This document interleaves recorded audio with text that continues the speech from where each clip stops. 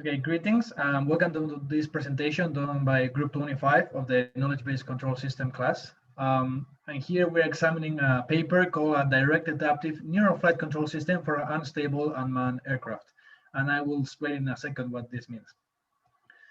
So when looking at the presentation structure, well, first we're going to have an introduction to briefly explain what was researched in this paper. Then we're going to describe the scheme used to control the aircraft in this paper, which is the direct adaptive neural control. After that, we will walk through some advantages and disadvantages of this method, and also review some alternative control methods to finally have a conclusion on the findings.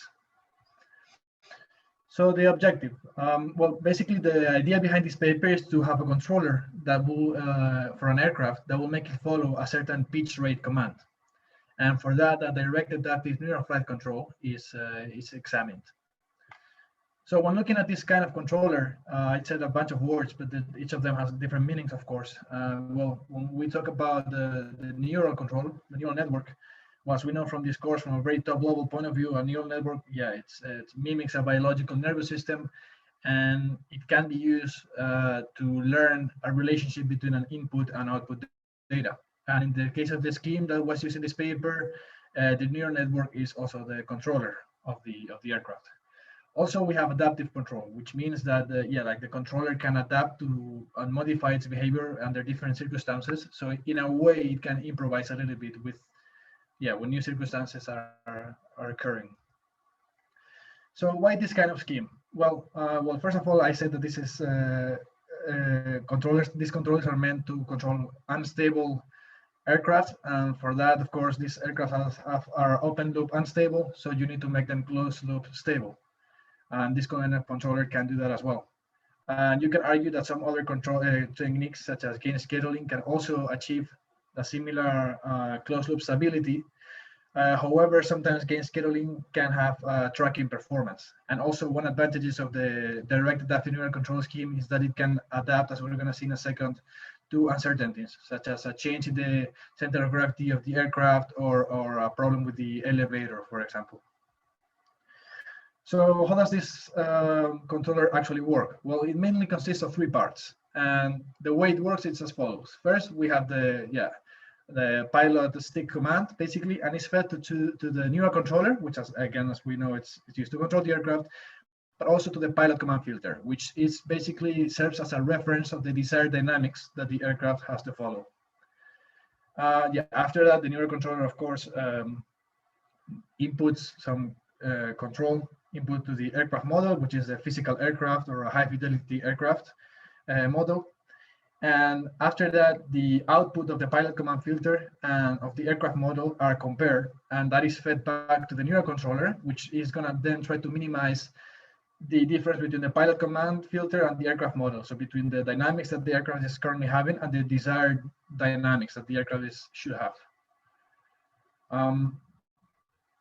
So we're looking at the results of using such a method. Well, here we see two example graphs from the paper, the left side and the right side. And basically what we can see here is, like I said, the aircraft is controlling its pitch behavior. So of course we have some elevator input given into it.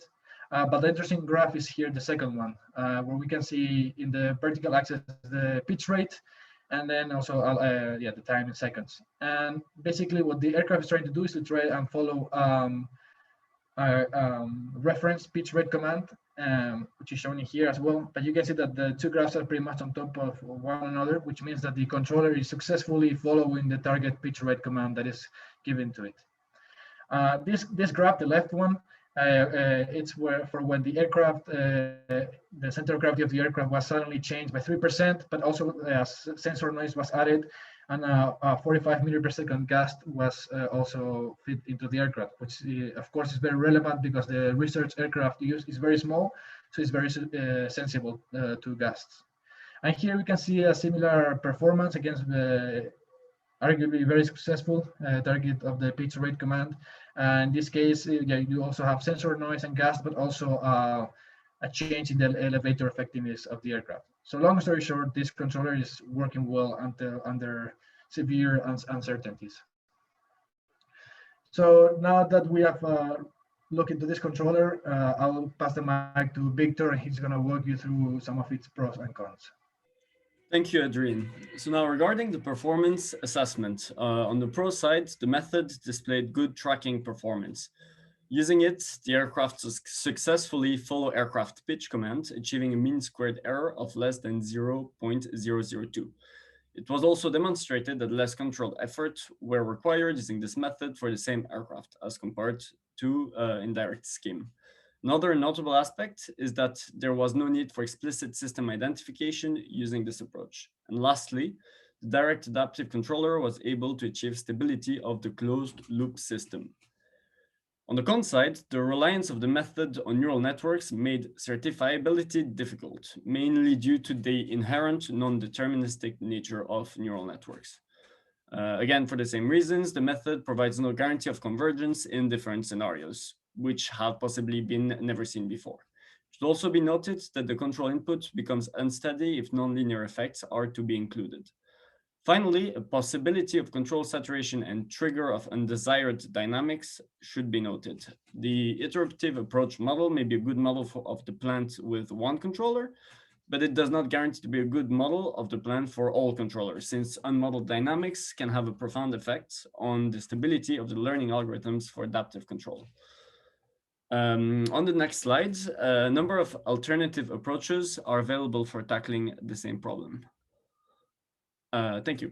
So the methods investigated fell into two main categories. A lot of machine learning solutions were proposed. Those included reinforcement learning and deep reinforcement learning. Alternative network architectures, such as recurrent neural networks or long short-term memory networks, were also shown to be applicable for this task. Alternative knowledge-based solutions were also considered and involved fuzzy logics and Gaussian processes. Of all the methods the group analyzed, three are particularly worth mentioning. And the first one on the next slide is the hybrid adaptive flight control method with model inversion adaptation. This method attempts to reduce the possibility of a high gain control, which would result in instability due to the aggressive learning in the direct adaptive scheme. The approach uses a combination of indirect and direct methods to reduce the model inversion error and correct for residual tracking error. On the diagram shown on the slides, the plant is the aircraft to be controlled. The feedback controller is used for tracking, a dynamic inversion control, thank you. The feedback controller is used for tracking, a dynamic inversion controller for computing actuator command, and the neural network adaptation reduces the dynamic inversion error. On the next slide, another method is the Gaussian network approach for direct adaptive control. This technique employs Gaussian functions to compensate for plant non-linearities. A notable feature of this method is its ability to transition from an adaptive to non-adaptive mode of operation according to the degree of accuracy of the controller in the various parts of the state space. Looking at the diagram, the model 8 allows for the control to transition to an adaptive setup depending on the state of the system. The network is used for the adaptive control, and the sliding allows to take over the adaptive component of as its approximation begins to degrade. Lastly, we consider the indirect control, which uses a model of the plant identified online. In this control scheme, the identification error is used to update the control parameters, and the model and inverse model is determined using various available techniques. It is worth noting that an indirect control approach has been previously used by the same researchers. Adaptive controller, a neural network identifier, and neural network controllers are used for the model and inverse model, as can be seen on the diagram. And the output of the process must follow a reference model. So in conclusion, on the next slide, sorry. In conclusion, the method proposed by this paper successfully demonstrated its ability to control the pitching behavior and provide necessary tracking performance. The technique does present significant pros and cons, which can be addressed by alternative approaches. Other methods proposed to achieve the same tasks are available, and it remains to be seen which is more effective. So thank you for your attention, and feel free to ask us any questions during the seminar. Bye-bye.